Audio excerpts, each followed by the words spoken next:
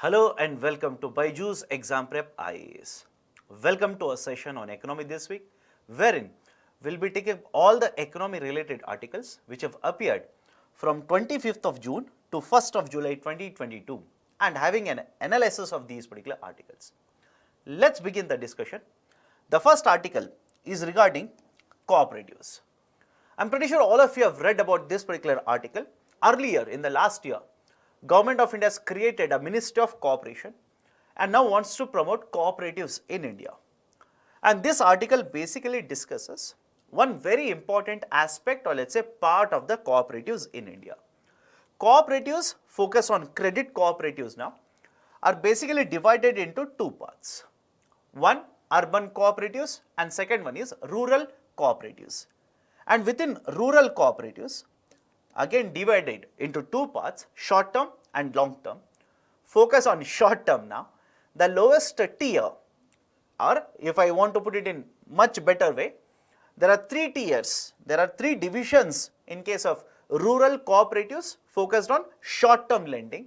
The lowest tier amongst these is a PAC, Primary Agriculture Cooperatives or Primary Agriculture Credit Societies.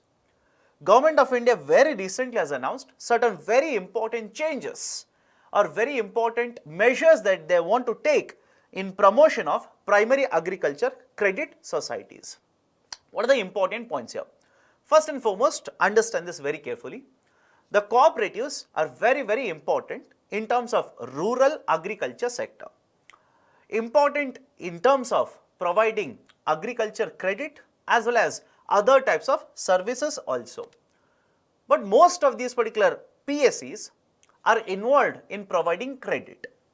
So much so that more than 3 crore of these particular KCC cards, Kisan credit cards, are issued through the PSCs itself. Having said so, one more very important point you need to make a note of here is, over a period, let's say from the time of independence in case of India, no doubt cooperatives have played a very important role in agriculture sector. But when you compare the PSCs or let's say cooperatives to let's say the scheduled commercial banks, the role of the scheduled commercial banks in terms of giving loans, giving credit to agriculture sector has kept on increasing over a period of time, and that of let's say regional rural banks which have been established post 1975 in India and the cooperatives have been declining.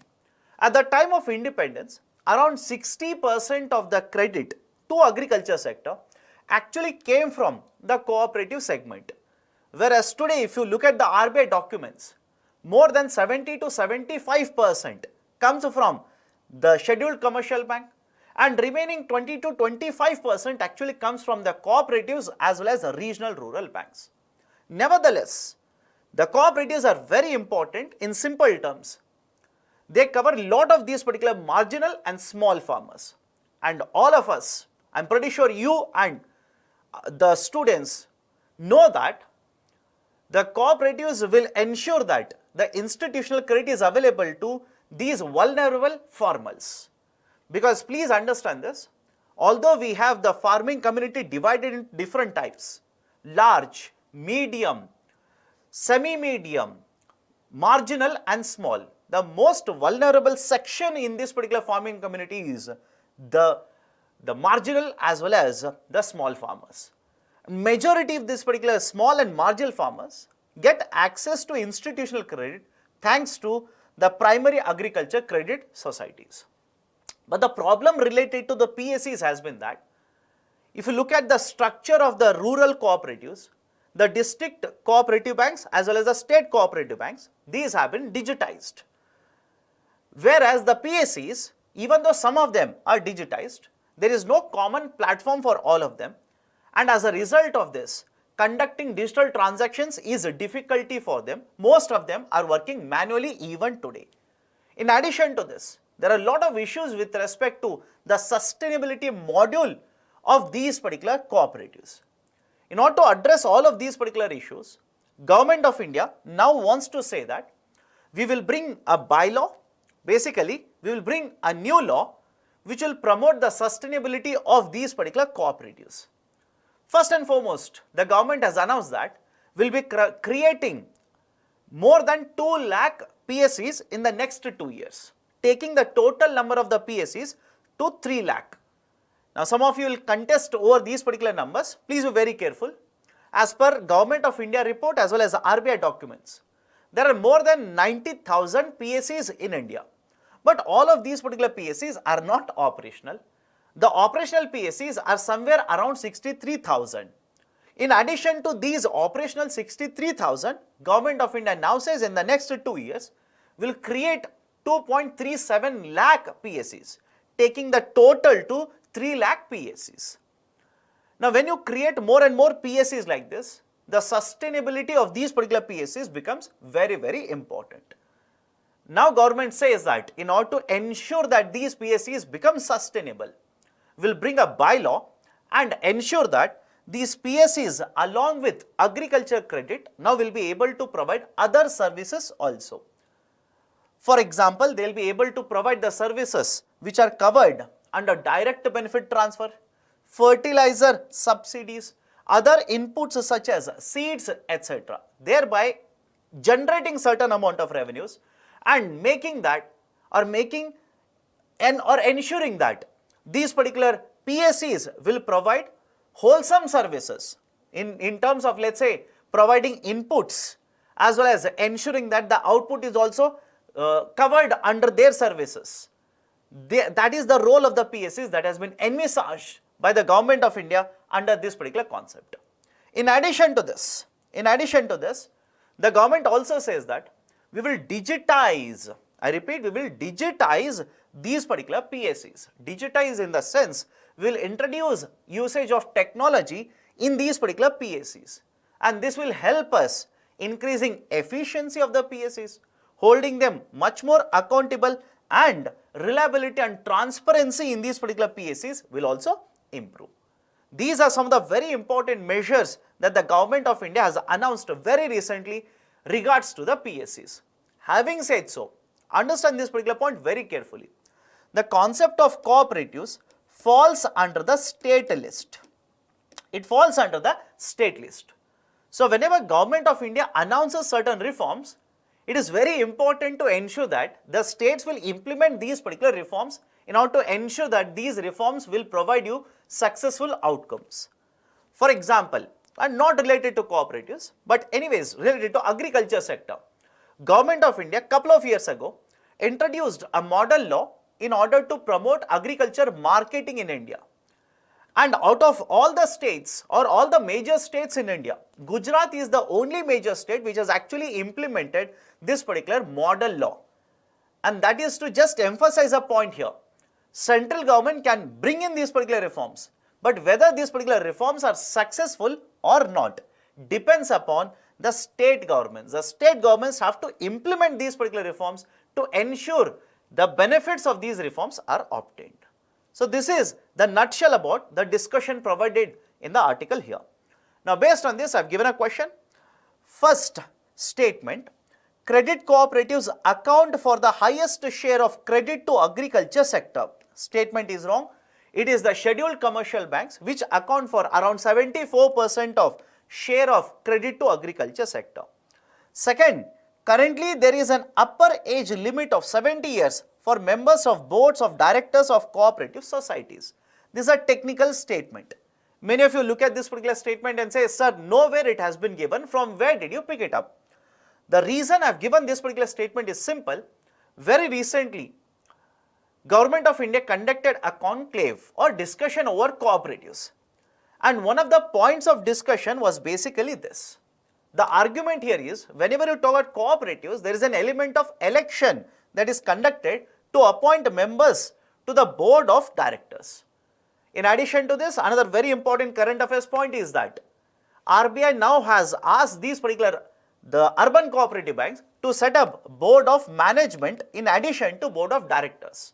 And this particular power to RBI has been given by the government with the passage of Banking Regulation Amendment Act of 2020. Now, the argument here is the board of directors are elected like this, and there is no age limit right now. I repeat, there is no age limit right now for these particular board of directors. So, this particular statement is wrong. There is no upper age limit of 70 years. In fact, this has been one of the demand of the state governments to be implemented yet. It is not yet implemented. It is one of the demand that has been put forward by the governments. So both the statements are wrong. Right option for this particular question will be option D, neither 1 nor 2. Let me go to the next article regarding gig economy. As usual, gig economy is there in the discussion. And couple of years ago, UPSC has also asked a question in the mains about gig economy. But now the reason that there is a discussion on gig economy is because NITI Aayog has come out with a report. Please remember the name of the report. Name of the report is India's booming gig and platform economy. Gig and platform economy. Now, many of you would be concerned about, sir, first and foremost, tell me what is gig and platform worker. Then we will look at the recommendations of NITI Aayog. Very well. Let me start with the basics here. Gig economy or gig workers, in simple terms, are those kind of workers who are providing the services, but they are not entering into a contract with the employer. A traditional employer-employee relationship or a contractual relationship doesn't exist in a gig economy. For example, if you join a particular software company as a full-time worker, there is a contract which is signed between you as well as the company. The employer says, you have to provide this kind of a service, you will be given this much amount of a salary, you will be given this much amount of hidden benefits, etc. Hidden benefits in the form of, let's say, paid leaves, emergency leaves, etc. like this. But in the context of gig workers, there is no such contract that exists between the employer as well as an employee. For example, any example of a gig worker or gig employee? The Zomato delivery boys, the Ola drivers, etc. All of these are basically the examples of gig workers itself. But generally the gig workers are divided into two parts, platform workers as well as non-platform workers. What is the basic difference? The platform workers are those particular workers who are basically associated with a platform. For example, an Ola driver is associated with a platform, that is Ola app. A Swiggy delivery boy is associated with a Swiggy app. So whenever a worker is associated with a platform or an app like this, these are called as platform workers. In case of India, in the last couple of years, especially in the last couple of years, there has been a sudden spurt or let's say sudden rise in the gig economy as well as the demand for workers in the gig economy.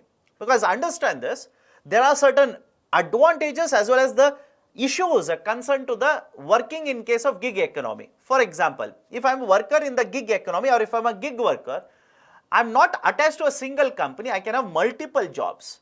In the morning, I can provide these particular services to one company, in the afternoon to another company, in the evening to another company. I can be employed in multiple companies. Having said so, that is also a disadvantage. What is the disadvantage here? Because I am not a full-time worker to any one of these particular companies, there is no guarantee of, let's say, the amount of work that I'll be getting or amount of payment I'll be getting, or there is no job security itself in the gig economy. So there is a huge churn that generally happens in the gig economy. People enter, people move out of the gig economy. But definitely yes, in the last couple of years, there has been a rise of employment in the gig economy itself. As per NITI Aayog report, it says that right now, that is in 2021, as per the report, the total number of workers in the gig economy, or let's say gig and platform workers, was 7.5 million. And by 29 and 30, this will balloon to become 23.5 million workers. Now, this particular report focuses on improving the situation of workers who are employed as gig workers as well as platform workers. For example, what are the important recommendations which have been given by this particular report? First and foremost, the report says that these jobs should be favored or these particular jobs should be promoted. How it can be promoted? Especially for women as well as persons with disabilities, you can use these kind of jobs, because the report says that women after marrying, after education, as well as persons with disabilities can have a huge scope of employment within this concept of a gig economy. And as of now, many companies are not employing too many of women workers. This should be promoted. and the persons with the disabilities, employment should also be promoted within this particular companies which are offering gig jobs. And how this can be ensured? The report says that Government of India can provide certain tax breaks, certain fiscal incentives can be provided to these companies or startups so that we ensure that they will employ more and more women employees as well as the PWDs, and these incentives are connected to these particular employment opportunities. For example, if a company has up to 1/3 employees in the form of women as well as PWDs, certain incentives can be provided to such companies or such startups. That is one very important recommendation. Second very important recommendation is, currently the social security benefits are not provided to these particular workers, whereas in other countries the situation is actually changing. For example, during recession or during pandemic in USA, the Congress in USA has provided certain or extended certain benefits to even the gig and platform workers. The Swiss court very recently has announced that the platform workers such as Uber are workers of the company itself, and whatever benefits the company provides to their employees should be extended to these particular workers as well. So there is a change that is happening around the world. Government of India should also try to inculcate these kind of changes. How it can be done? There is a code, social security code. Why don't we extend the benefits to these particular gig workers and platform workers using this particular social security code itself? And if there is a gig worker, he is finding it very difficult to get access to credit or loans in the market, unsecured loans can be extended, right, etc. These kind of reforms have been recommended by this particular report of NITI Aayog. Done. So overall, this report basically recommends that over a period of time, the gig economy is going to boom in India and the number of employees in this particular economy are also going to increase. In this particular situation, Government of India should take certain reforms in order to protect these particular workers, promote hiring of these particular workers in such companies. Now, there are certain concerns here. There are certain very important concerns which have not been discussed in the report. First and foremost, when you say provide social security benefits, for example, let's say health insurance or other type of reforms, or let's say coverage under EPFO. Now the question is, whenever a full-time worker is there and certain benefits are provided by the employer to this particular worker, the expenditure is actually shared, or most of the times it will be shared or it will be borne by the employer itself. Now the question is, if these particular social security benefits are extended to gig workers, who will share the burden? If it is a company, then the company's expenditure is going to overshoot, and one of the benefits that the companies actually refer to when they are hiring more and more gig workers is that these kind of benefits, because they are not providing them, so the cost of operations for these companies is very low.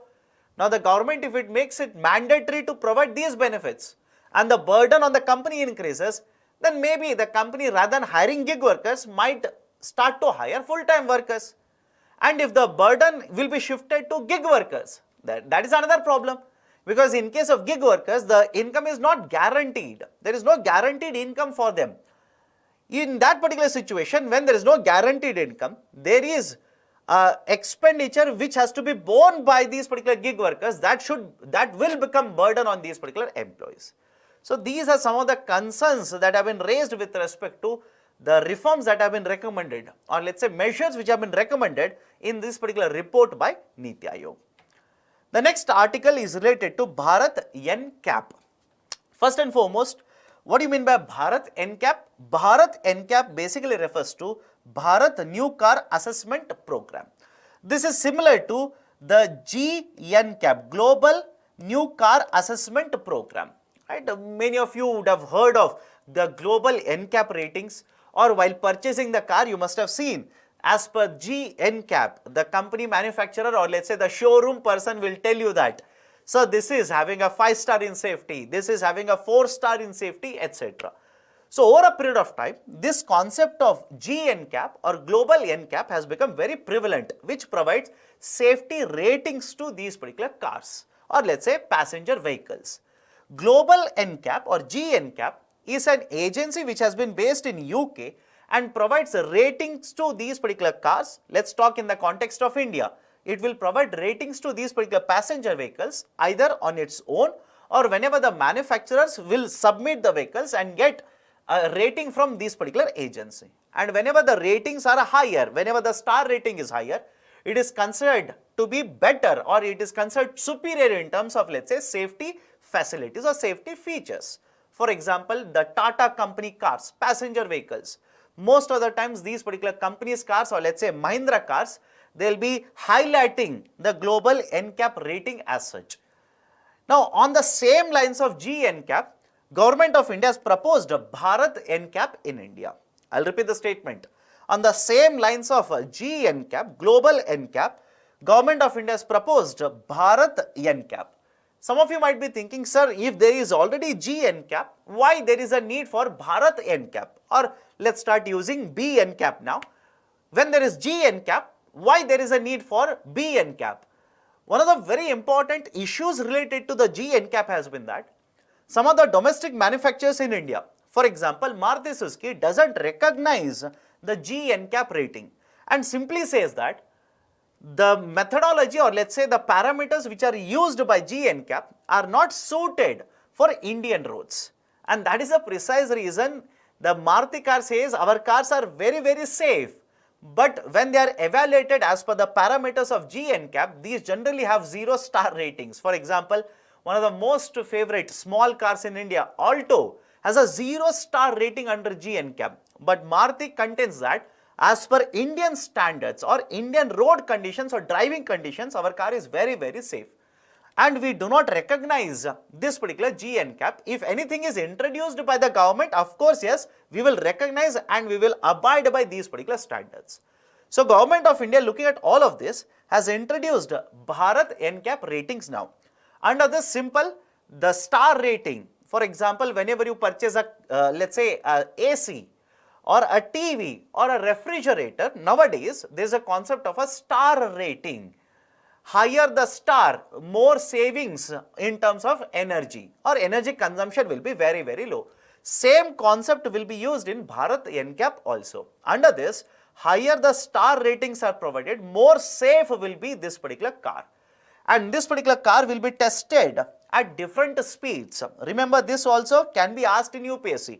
In extreme situations, if UPSC wants to make the question very, very difficult for you, they can ask you this kind of a question.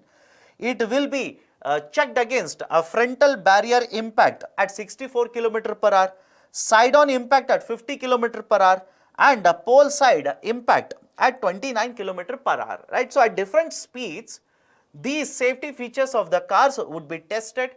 Now, what is the methodology? Will the Bharat NCAP automatically take up the car, or the manufacturers approach them? What is the different methodology which has been proposed now?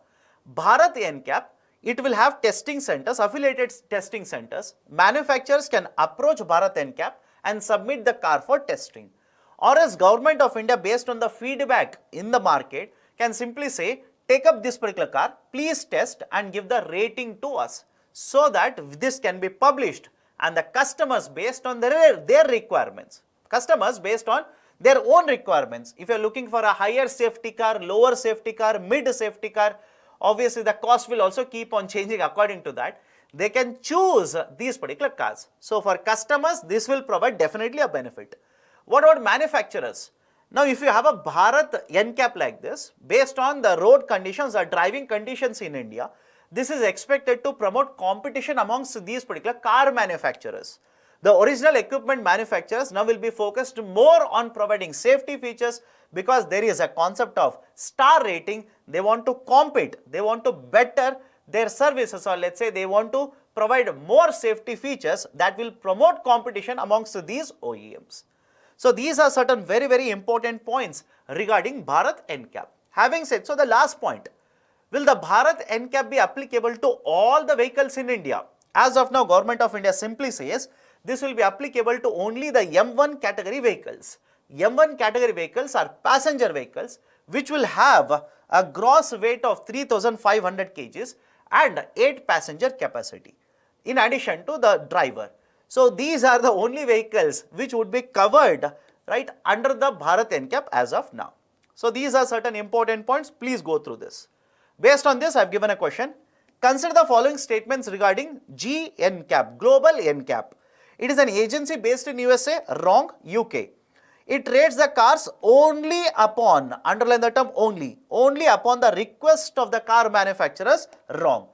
Either on their own they can pick up and provide the rating, or manufacturers can approach them, give the car and request for rating. So both are wrong. Right option for this question will be option D, neither 1 nor 2. Next article regarding GST compensation, Cess. What are the important points given here? We have implemented GST from 1st of July 2017. I'm pretty sure all of you know this particular date by now. We have implemented GST, we have brought into force the concept of GST from 1st of July 2017. And when we implemented this, we announced that for the first 5 years from the date of implementation, we would be providing compensation to the states. And for providing the compensation to the states, we introduced the compensation cess, which would be implemented on some of the goods or some of the commodities which are covered under the slab rate of 28%. We would collect the cess, use it to pay for the compensation cess to the state governments.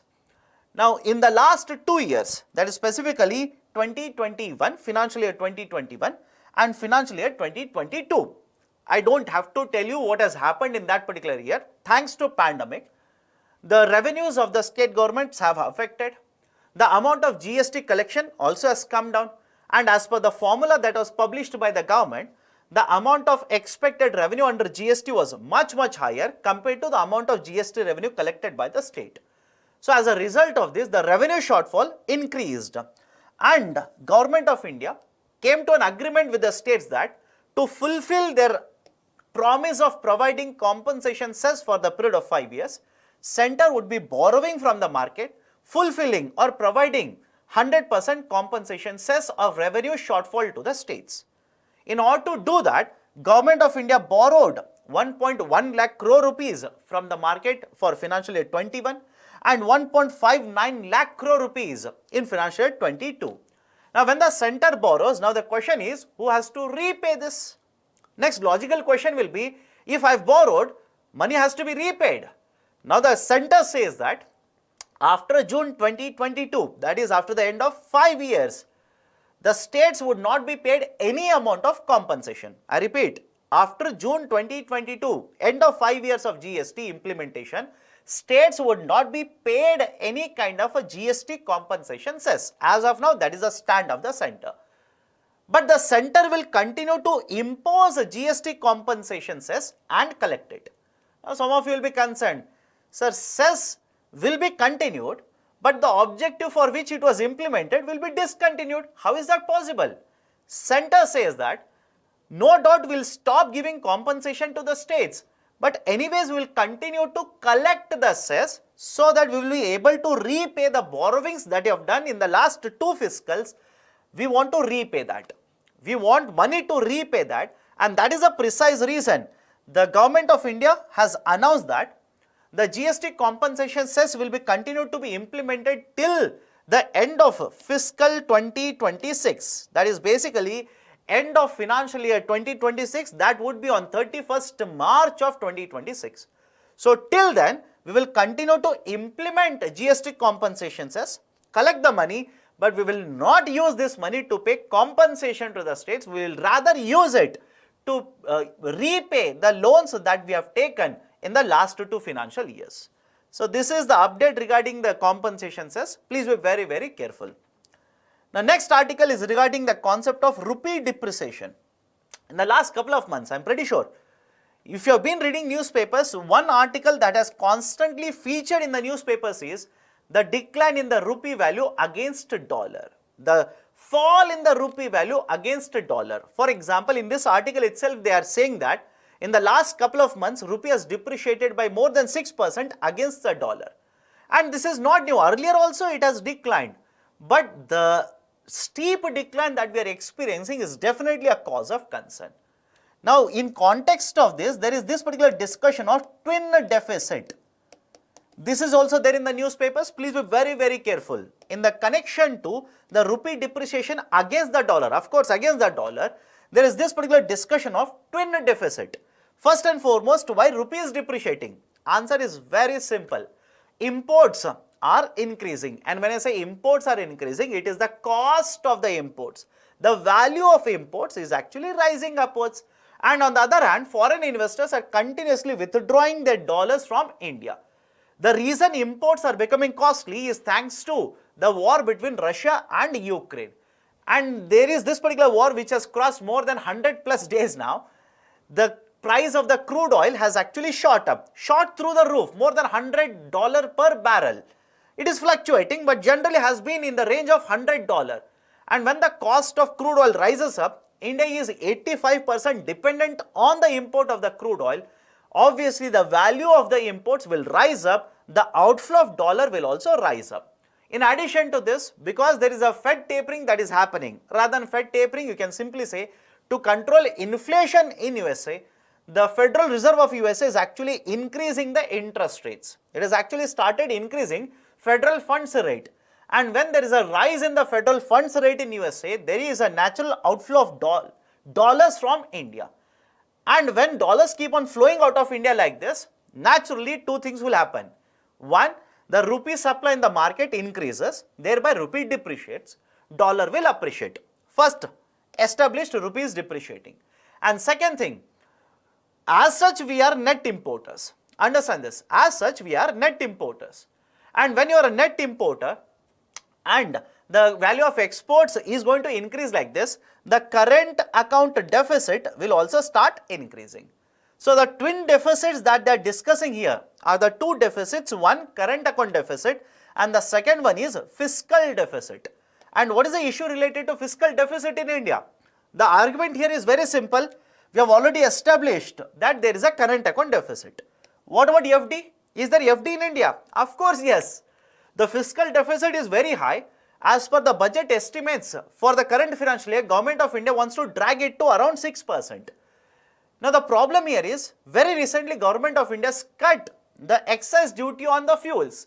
And when the government cuts excise duty on fuels, which is one of the major sources of revenue for the government, the amount of revenues, or let's say tax revenues of the government, are expected to fall down.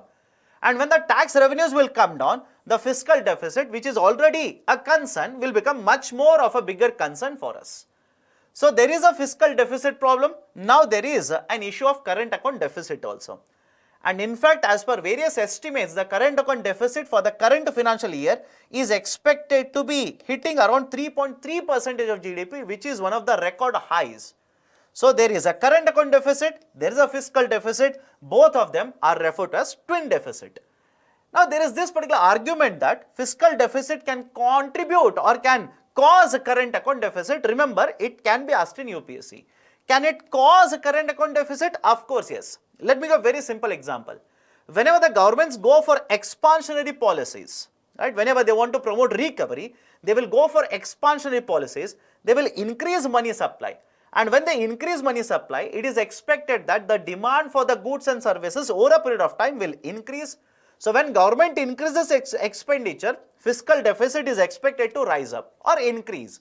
And when the economy starts recovering, people have money, they will start purchasing more and more goods, which will also lead to higher imports, thereby causing current account deficit.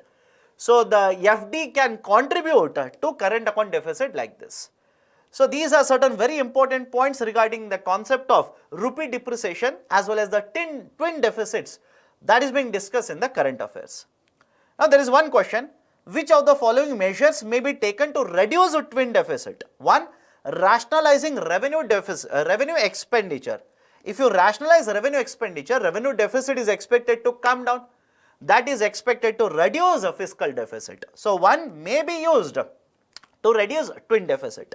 Increasing capital expenditure. If you increase capex, the fiscal deficit is expected to widen. So it will not reduce, rather it will contribute. Promotion of exports, or even now, you know that 1 is correct, 2 is wrong. Eliminate the option, right? Wherever 2 is there, I've already given it. So 2 is wrong. Right option for this particular question will be option D, 1 and 3 itself. Promotion of exports. If you promote more and more exports, if exports from India start increasing to, let's say, rest of the world, what do you think will happen to the current account deficit? Is expected to come down. Increasing Crude oil imports. Imports will increase, CAD will expand. So fourth one is wrong. 1 and 3 is correct. Right option is option D here. Next important article regarding ROSCTL. ROSCTL is associated with textile sector. It basically stands for remission of, remission of state and central taxes and levies. Do not get confused between RODTEP and ROSCTL. Earlier there was just ROSL and this has been replaced with ROSCTL, under which the levies or taxes which have been paid at central as well as state government under textiles will be remitted back, will be given back, so that the exports promotion or the competitiveness of exports is expected to increase. Under ROSCTL, the government says that electronic scrips will be issued to exporters, which either they can use or they can trade it to the importer, who can use it to pay import duties. Now, in recent times, there have been certain issues related to this particular scheme, which are mentioned here. One of the biggest issues is, one, the tenure or the maturity period of these particular electronic receipts or electronic scripts. When I say maturity period here, it basically means within what time period you are supposed to use these particular electronic scripts. Under the ROSCTL, the time period has been fixed at 12 months. And many of the exporters say this is a very short time period. Government of India says we might increase it to 24 months. And as such, under RODTP, it is already 24 months, which was earlier increased from 18 months to 24 months in case of foreign trade policy. That's the first thing.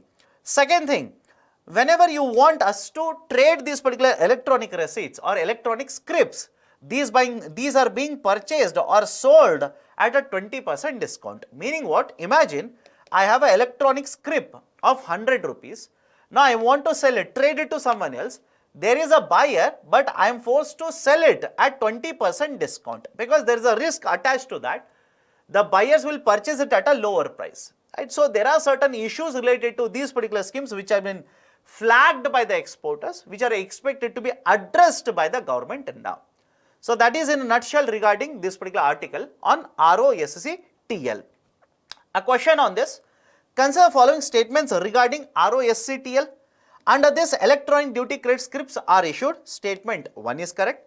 It is being implemented by the Ministry of Textiles. Wrong. It is Ministry of Finance, and within that, Department of Revenue. 1 is correct. Option A is correct for this particular question. Next, related to winding up of the companies. Now, what do you mean by winding up? Imagine you have started a company. This company is not working. You want to exit the business. Now, one way that you can do is basically take your company to insolvency and bankruptcy court. Process will be followed and your company will be wound up. Now, many of you might be thinking, sir, why do I need to do that? I can simply put a lock, close the shutter, and I'll go to my home and I'll assume that I've closed the company. It is not that easy. Whenever you're talking about exit of the companies, whenever you talk about exit or winding up of the companies, there is a particular process that you're supposed to follow. For example, you say that, sir, I'll simply lock the company, go home, and I'll assume that I've closed down the company. But what about, let's say, payment to your lenders? What about payment of taxes to government? What about, let's say, certain amount of electricity bills, certain amount of payment to other stakeholders in the economy? You'll have to take care of all of that. That is a precise reason there is this concept of removing the name, delisting the company from the register of companies. There is an authority called as ROC, Register of Companies, which maintains a register of companies. You will have to delist or remove the name, strike your company's name from the register which is maintained by ROC. Now, Government of India, that is Ministry of Corporate Affairs, has introduced a new system. You don't have to mug up the system, not important, which will make it very easier. This system has been made online and is expected to make it very easier for the companies to wind up the companies. If you're owner of the company, you can now use this particular facility to wind up or close down your company. Now, why this is important? Understand the logic here.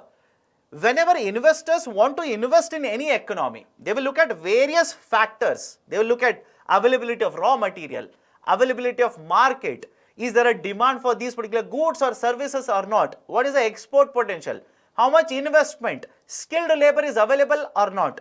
How easy it is to enter into business, how easy it is to exit the business. Look at my statement. How easy it is to enter into the business and how easy it is to exit the business. Because understand the logic here. Every time a company is set up, it will not become a successful company. Many companies are there which will not be able to break into the market or which will not be able to expand the market, and they don't have any option but to close down. At that point of time, Government of India should ensure that the exit is very, very easy for them. Right now there is the exit strategy of Insolvency and Bankruptcy Code, but apart from that, now Ministry of Corporate Affairs has made it very easier through online process to wind up the company. Right? So that is the gist of the article, and the argument here which has been put forward by the government is, by making it easier to exit the business, we'll be able to attract investments. Because now this will be one parameter that the investor might look and say, okay, right, it is not dangerous to invest in India. If there is a problem, I can simply exit the business here. So these are the article provided, or this is the information provided in the article. Next, NAA, National Anti-Profiting Authority. Just an update. In the earlier videos also we have discussed information regarding NAA. This NAA was established in 2017, was supposed to be closed in 2019 because there was a sunset clause. It was supposed to be wound up in 2019. Later this sunset clause was extended by 2 more years, was supposed to be closed in 2021. Later it has been extended by 1 more year in 2022. Now by the end of this particular year, as per the policy right now, the National Anti-Profiting Authority is supposed to wind up. Having said so, this article says that the pace at which the cases are being solved or cleared by the National Anti-Profiting Authority, it may basically require further extension. And already the discussion is that the National Anti-Profiting Authority might be subsumed, or the functions of NAA might be subsumed under the Competition Commission of India.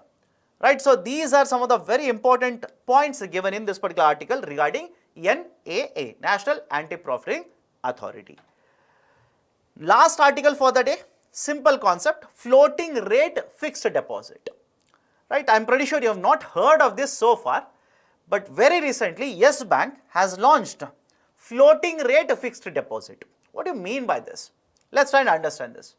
You go to a bank, you keep an FD. The rate of interest on the fixed deposit is fixed. Imagine you go to a bank today and the bank offers you 5.5% rate of interest.